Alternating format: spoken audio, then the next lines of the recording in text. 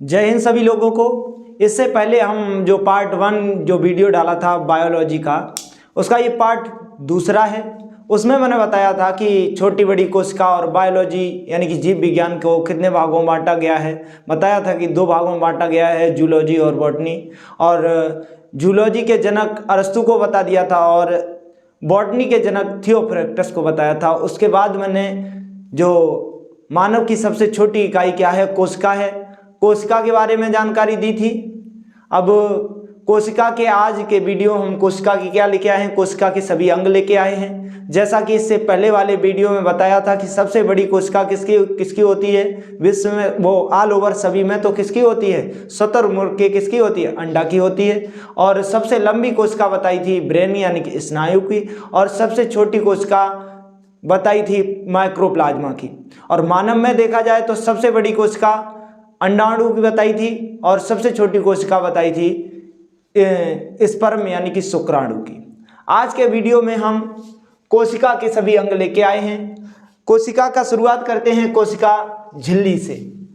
कोशिका झिल्ली यानी कि मेम्ब्रेन, यह देखो पादप तथा जंतुओं सभी में होती है। आप कहेंगे कि पादप क्या होता है, जितने भी पेड़ पौधे आप देखते हैं ये सभी क्या है, पादप है।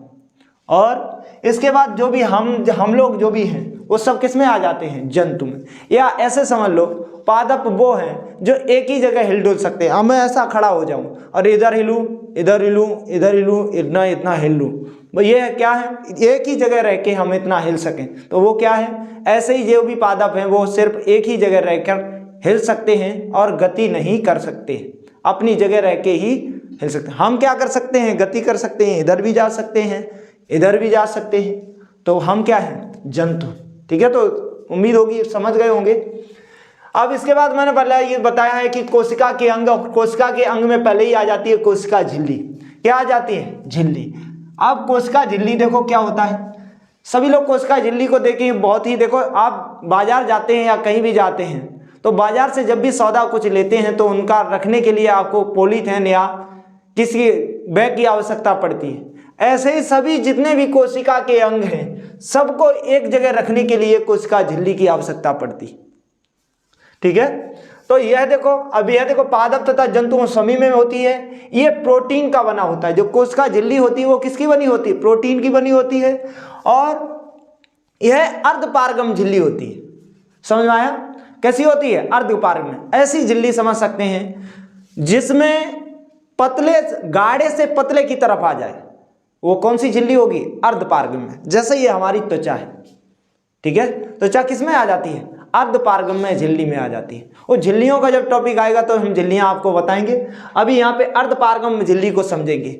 अभी आप ऐसे समझ लो, आप बरसात में देखते होंगे जितना भी आप नमकीन वगैरह वगैरह के पैकेट देखते हैं तो उनमें देखा हो बरसात हो रही हो बाहर, अब देखा हो बाहर की बारिश जो हो रही हो उसकी कुछ ना कुछ नमी कहाँ पहुंच जाती है, उस पन्नी या जो भी है उसके अंदर चली जाती है।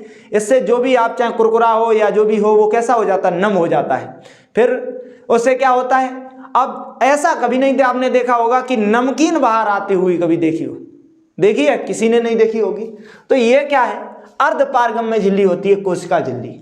ठीक है, इसे क्या कहते हैं, मेम्ब्रेन कहते हैं। इसके बाद आता है कोशिका भित्ति। यह देखो किसकी, सेलुलोज का बना होता है। किसका बना होता है, कोशिका भित्ति। अब कोशिका भित्ति ऐसे समझो, आप जैसे बाजार जाते हैं, आपने आलू खरीदा, अब आलू खरीदने के बाद आपने कहा, क्या कहा कि जैसे एक उसने जो भी आप पॉलीथीन या अगर वगैरह था उसमें बैग में आपको दे दी, तो आप उससे कहते हैं एक अतिरिक्त सुरक्षा के लिए दे दो, एक और दूसरी पन्नी में दे दो। तो ऐसे ही ये किसका, कोशिका भित्ति की होती है। सेल वाल, यह सेलुलोज का बना होता है। यह केवल पादपों में ही पाया जाता है। समझ आया। अब पादपों में अतिरिक्त सुरक्षा की जरूरत होती है। देखा लोग भी, अगर कोई गुस्सा भी होगा तो पेड़ में डंडा चला रहे, फालतू ही मारेगा उसमें।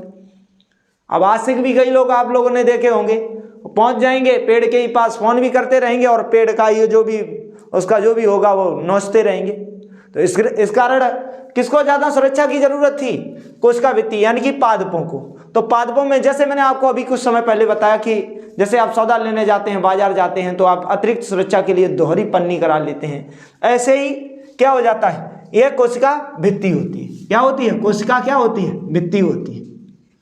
ये क्या हो जाती है, कोशिका भित्ति होती है। ठीक है, ये क्या हो जाती है? कोशिका भित्ति। यह सेलुलोज का बना होता है, यह केवल पादपों में पाया जाता है और पेड़ पौधों की क्या करता है? अतिरिक्त सुरक्षा करता है, जैसा कि आपको बताया था अभी। ठीक है, अब देखो इसके बाद आ जाता है माइटोकॉन्ड्रिया। क्या अब ये यहाँ पे आप एक बात आएगी, सेलुलोज की देखते हैं, जितना भी आप देख पा रहे हैं वो सब सेलुलोज ही है। ये मार्कर है, ये भी सेलुलोज है। हमने कपड़ा पहन रखा है, वो भी ये सेलुलोज है। माइक लगा रखा है, वो भी सेलुलोज है। इधर जो भी बोर्ड है वो भी सेलुलोज है। समझ में आया? इसके बाद आ जाती है माइटोकॉन्ड्रिया। माइटोकॉन्ड्रिया को सूत्रकणिका भी कहते हैं। क्या कहते हैं? सूत्रकणिका। ठीक है, इसकी खोज अल्टमैन ने की थी। ठीक है, किसने की थी? अल्टमैन ने, व कोलिंकर ने भी की थी। अब कई किताबों में आपको लिखा मिलेगा अल्टमैन तथा व कोलिंकर मिलेगा, तो आप वहां से देख लेना कि खोज किसने की? अल्टमैन व कोलिंकर ने की थी। ठीक है, अब माइटोकॉन्ड्रिया में क्या होता है? माइटोकॉन्ड्रिया में जब हम सांस लेते हैं, जब श्वसन लेते हैं, अब जब श्वसन करते हैं तो उसके बाद क्या चलता है? क्रेब्स चक्र चलता है। क्या चलता है? क्रेब्स चक्र। क्रेब्स चक्र चलता है तो क्रेब्स चक्र चल के क्या होता है? एटीपी तथा ग्लूकोज का निर्माण होता है। किसका? एटीपी तथा ग्लूकोज का। देखो पहले क्या आपने क्या किया? श्वसन हुआ, श्वसन के बाद फेफड़ों में पहुंचा, फेफड़ों से किसमें? क्रेब्स, श्वसन हो गया, उसके बाद किसको दे दिया जाए? कोशिका के अंदर, कोशिका के अंदर पहुंचे तो क्या चलेगा? वहां पे क्रेब्स चक्र चलेगा। क्या चलेगा? क्रेब्स चक्र। और क्रेब्स चक्र चल के किसका? एटीपी तथा ग्लूकोज बनेगा। एटीपी की कभी कभी फुल फॉर्म पूछ देता है, क्या हो जाती है? यहाँ पे 38 एटीपी बनता है। ठीक है, तो यहाँ पे एटीपी की फुल फॉर्म क्या हो जाती है? एडेनोन ट्राइफॉस्फेट। ठीक है, एडेनिन ट्राइफॉस्फेट। ठीक है, ग्लूकोज और क्या बन जाता है? ऊर्जा। अब देखो माइटोकॉन्ड्रिया को ही क्या कहा गया? शक्ति गृह कहा गया है। क्या कहा गया है? शक्ति गृह, और या कोशिका का शक्ति गृह, या कोशिका का क्या? पावर हाउस कहते हैं। इसके अन्य नाम है ये माइटोकॉन्ड्रिया के। ठीक है, ये माइटोकॉन्ड्रिया के क्या है? अन्य नाम है। इसे क्या कहते हैं? कोशिका का शक्ति गृह या पावर हाउस कहते हैं। इसकी आंतरिक दीवारों को क्या कहते हैं? क्रेस्टी कहते हैं। क्या कहते हैं? क्रेस्टी। ठीक है, पहले आपको बता दिया कोशिका ये झिल्ली हो गई, इसके ये कोशिका भित्ति, इसके बाद क्या बताई? कोशिका झिल्ली, ये कोशिका भित्ति हो गई। अब क्या बता दिया? माइटोकॉन्ड्रिया। इसकी संरचना कैसी हो जाएगी? देखो ऐसी होती है इसकी संरचना, एकदम बीज के आकार का होगा और इसमें क्या होगा? ऐसा ऐसा कटा हुआ रिंग सा बना हुआ होगा। ठीक है, दीवार बनी होगी, जो अंदर जो दीवार बनी होगी उसी को क्या कहें? आंतरिक दीवारों को क्या कहते हैं? क्रेस्टी कहते हैं। क्या कहते हैं? क्रेस्टी। अब इसके बाद आ जाता है राइबोसोम।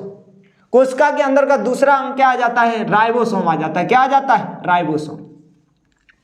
राइबोसोम कोशिका के अंदर का सबसे छोटा अंग। अगर कोशिका में सबसे, वैसे तो हमने बता ही दिया था कि कोशिका सबसे छोटा क्या है? इकाई है, ना कि कोई अंग है। हमने क्या बताया था? इकाई है, छोटी। समझ में आया?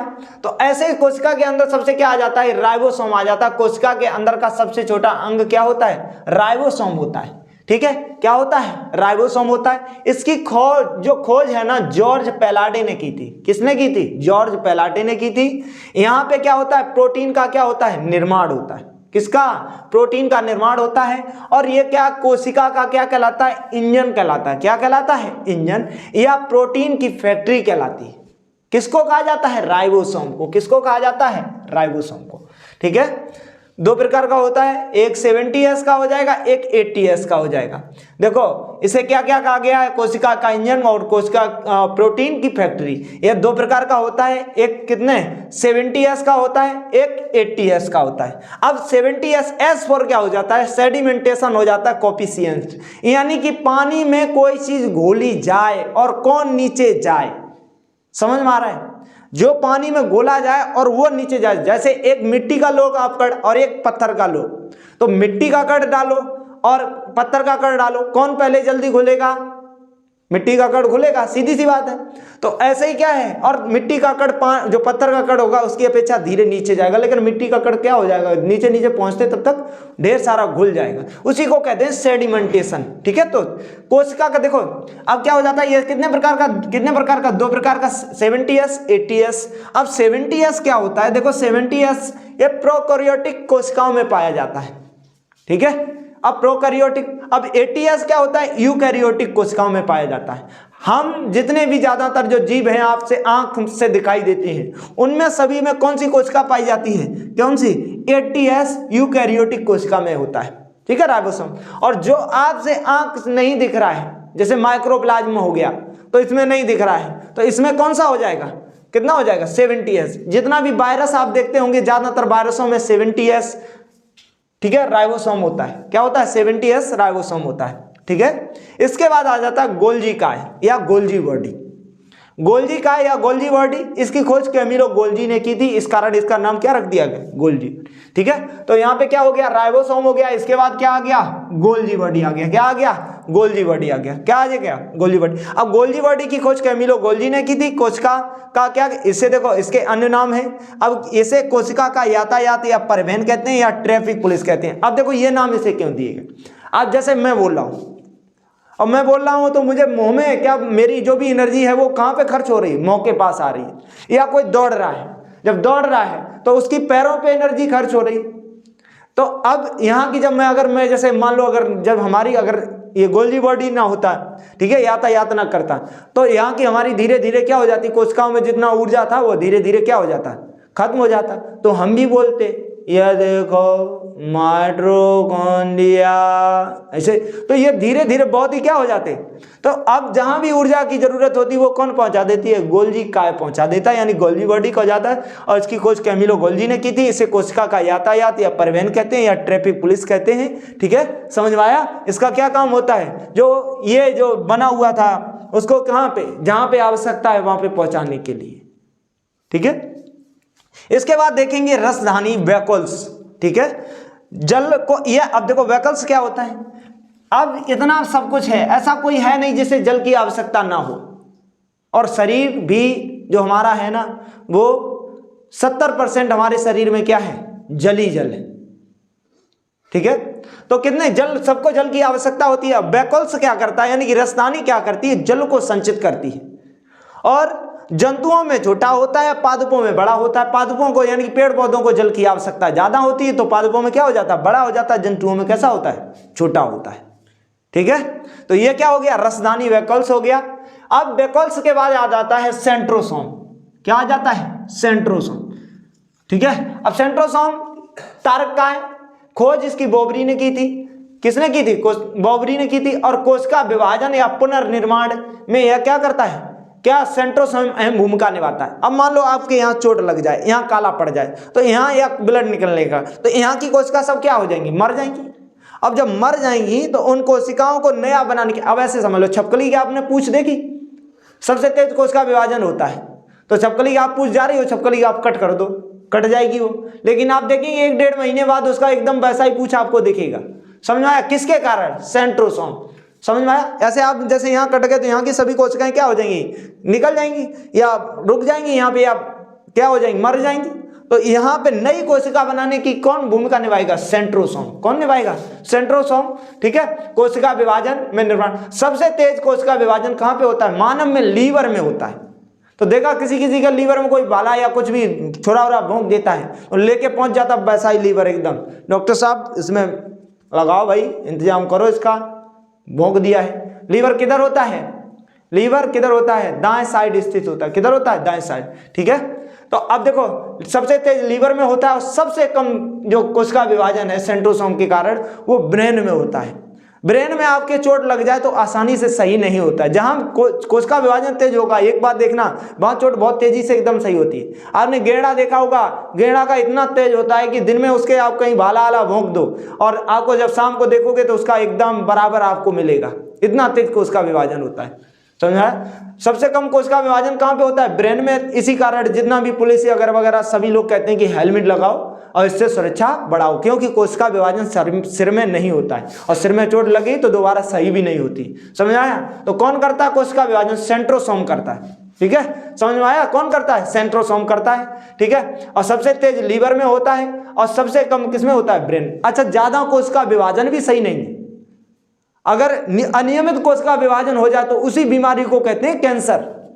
कैंसर आप देखा होगा, कैंसर गामा किरणों द्वारा उसकी क्या की जाती है? सिकाई की जाती है। तब तो क्या हुआ, उसकी जो अनियंत्रित कोशिका विभाजन हो रहा है उन्हें क्या किया जाता है? नष्ट किया जाता है। और सबसे कम कोशिका विभाजन कहां पे होता है? ब्रेन। तो ऐसे ब्रेन में कैंसर नहीं होना चाहिए, हो जाता है वो भी, वो हम आगे बताएंगे। ग्लियल सेल के कारण हो जाता है ब्रेन में, किसके कारण? ग्लियल सेल के कारण।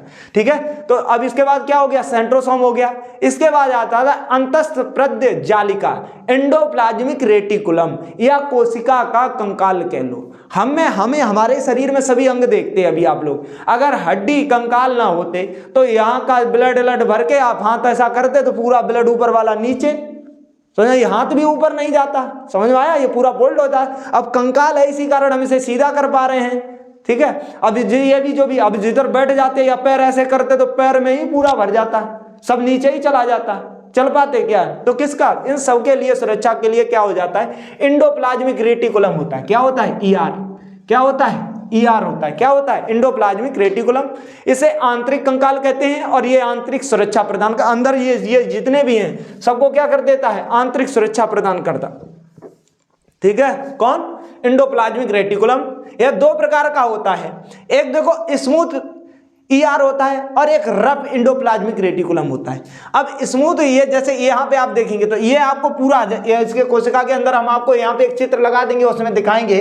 ठीक है, तो वहां पे क्या देखो, यहाँ पे देखेंगे आप, यहाँ पे एकदम ये वाला भाग आपको कैसा मिलेगा? चिकना भाग मिलेगा, और इधर वाला भाग खुरदरा होता है। कैसा होता है? खुरदरा। और जो खुरदरा होता है वहां पे किसका निर्माण होता है? प्रोटीन का। ठीक है, और जहां पे स्मूथ होता है वहां पे किसका निर्माण होता है? वसा का। तो इसमें कितने प्रकार का हो जाता है? ये दो प्रकार का, एक स्मूथ ईआर, एक रफ ईआर। यहाँ पे वसा तथा कार्बोहाइड्रेट का निर्माण होगा, ये चिकना होगा, और रफ में क्या होगा? प्रोटीन का निर्माण होगा, ये क्या होगा? खुरदरा होगा। ठीक है, अब इतना आप लोग सभी लोग इसका स्क्रीनशॉट ले लें, हम इसके बाद आगे का जो भी कोशिका के अंग रह गए हैं उनको इसके बाद लगाते हैं। अब देखते हैं आगे, अब आगे देखते हैं क्या आ जाता है। ईआर हो गया, एंडोप्लाज्मिक यानी कि कोशिका का क्या हो गया? कंकाल हो गया। इसके बाद आ जाता है कोशिका का केंद्रक। अब ये बताओ, इतने अंग सभी अंग हैं, इनको चलाने वाला कोई ना कोई चाहिए ना। इसके बाद क्या चाहिए? कोई ना कोई इन्हें चलाने वाला चाहिए। तो इसके लिए कोशिका का चलाने के लिए यहाँ पे क्या आ जाता है? क्या आ जाता है? न्यूक्लियस आ जाता है, यानी कि केंद्रक आ जाता है। क्या आ जाता है? केंद्रक आ जाता है। जितनी भी कोशिका, जितने ये कोशिका के सभी को अंग हैं उनको कौन चलाता है? केंद्रक। ठीक है, और केंद्रक की खोज किसने की थी? रॉबर्ट ब्राउन ने की थी। किसने की थी? रॉबर्ट ब्राउन ने की थी। केंद्रक की खोज किसने की? रॉबर्ट ब्राउन ने की।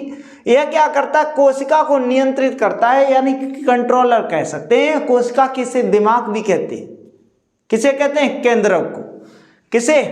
कोशिका का दिमाग क्या हो जाता है? केंद्रक। अब हम लोगों का ही दिमाग तो ये है, ऐसे ही कोशिका का भी दिमाग क्या हो जाता है? न्यूक्लियस हो जाता है, यानी कि केंद्रक हो जाता है। क्या हो जाता है? केंद्रक हो जाता है। कोशिका का दिमाग इसी को कहते हैं। इसमें 80% प्रोटीन पाया जाता है।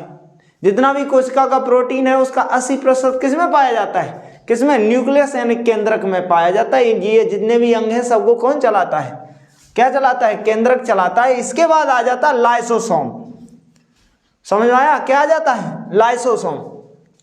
अब लाइसोसोम समझो क्या हो जाता है। लाइसोसोम समझो, इसकी खोज डी डुबे ने की थी। अब ऐसे समझ लो, अभी आगे बताएंगे, इसका नाम अपने आप समझ जाएंगे। डी डुबे, ये सब जितने भी ये अंग हैं उनको सबको ले डूबे, वो क्या है? लाइसोसोम।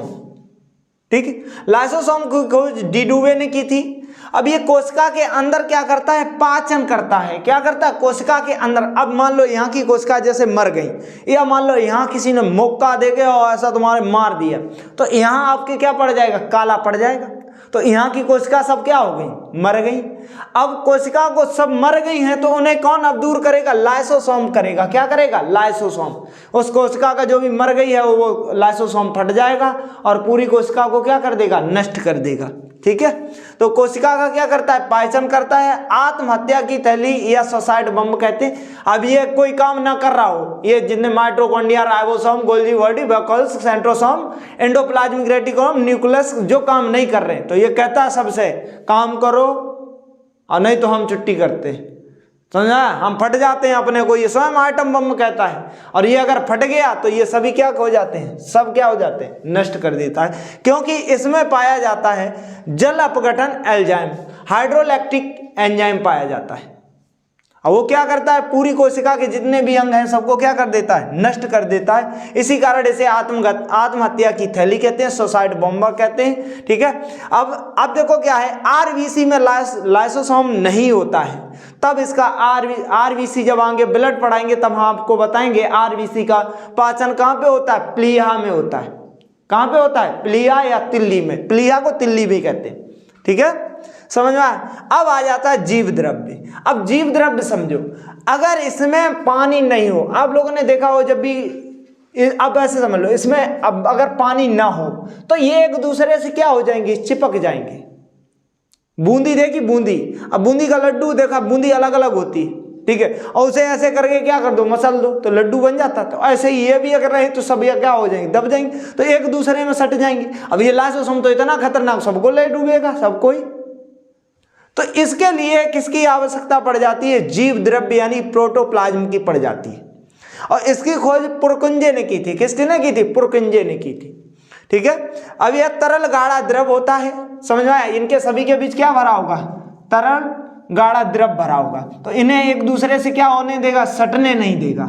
ठीक है, समझ आया। इनके बीच क्या भरा होगा, तरल गाढ़ा द्रव भरा होगा, वो क्या हो जाएगा, जीव द्रव हो जाएगा। खोज पुरकुंजे ने की थी, तरल गाढ़ा द्रव पदार्थ होता है। हेक्सले ने इसे जीवन का क्या बताया, कोशिका के जीवन का भौतिक आधार बताया। ये होना जरूरी है कोशिका, बहरहाल कोशिका के अंदर ये जितने भी अंग हैं सबका ही होना जरूरी है, लेकिन उसके भी अंदर जीव द्रव का होना जरूरी है। ठीक है, जीवन की क्रिया, जैविक क्रिया सब किसमें होती हैं, इसी द्रव के माध्यम से होती हैं। समझ में आया। जो जैविक क्रियाएं होती हैं वो सब किसके माध्यम से, इसी के माध्यम से होती हैं। किसके, जीव द्रव। इसका 80% भाग जल का बना होता है। कितने का बना होता है, जल। इससे पहले भी मैंने आपको बताया था जल का हमारा 70% तो हमारा शरीर क्या आ जाता है, जल का ही आ जाता है। हम आगे बताएंगे उसमें प्लाज्मा और वो क्या नाम है, जल, ब्लड पढ़ाएंगे तो ब्लड के प्रकार में देखेंगे। ठीक है, इसके बाद आता है, यह दो प्रकार का होता है, एक होता है कोशिका द्रव और एक होता है केंद्रका द्रव। यानी आप देखो कोशिका द्रव भी क्या हो जाता है, ये कोशिका, ये सब जो बाहर का द्रव भरा हुआ है, ये जो बाहर है वो क्या हो जाएगा, कौन सा हो जाएगा, कोशिका द्रव हो जाएगा। अब ऐसे ही इसमें केंद्रक का, अब इसके बाद केंद्रक जब आगे बताएंगे, केंद्रक को ही खींच देते तो आगे डीएनए निकलता है, डीएनए से खींचते तो वो सब किसके अंदर है, जीन इन सब किसके अंदर है, केंद्रक के अंदर है। और केंद्रक के भी अंदर किसका पड़ जाता है, कौन सा, केंद्र का द्रव। तो इसके भी अंदर एक द्रव भरा होता है जिसे क्या कहते हैं, केंद्र का द्रव। और कोशिका द्रव इसके सभी अंगों के बाहर भरा होता है, उसे कहते हैं, कौन सा द्रव कहते हैं, कौन सा, कोशिका द्रव कहते हैं। ठीक है, और केंद्र का द्रव कहते हैं। इसके बाद अब अगले वीडियो में हम आपको, अभी आप इसका स्क्रीनशॉट ले लें सभी लोग। अच्छा, अब इसके बाद बताते हैं, इसके बाद अगले वीडियो में हम आपको जो अब इसका आगे का रह गया है लवक, तो अब इसके बाद क्या लाएंगे, लवक लाएंगे। ये पादपों में पाया जाता है, कोशिका के कई अंग है वो लवक। ठीक है, उसके बाद अगले वीडियो में क्रम बाय क्रम हम सभी आपका जितना भी बायोलॉजी से संबंधित जो भी क्वेश्चन आजकल एग्जाम में बन रहे हैं, सब अच्छे से अच्छे कंटेंट लाने की कोशिश करेंगे। हमारा भी आपसे निवेदन, सभी लोगों से, जितने लोग हमारे वीडियो को देख रहे, हम आपको पूरी तरह से समर्थन करें। और अगर वीडियो आपको अच्छा लगे तो हमें अच्छे से समर्थन करें, हमारे चैनल को सब्सक्राइब करें, वीडियो को लाइक करें और शेयर करें। सभी को जय हिंद।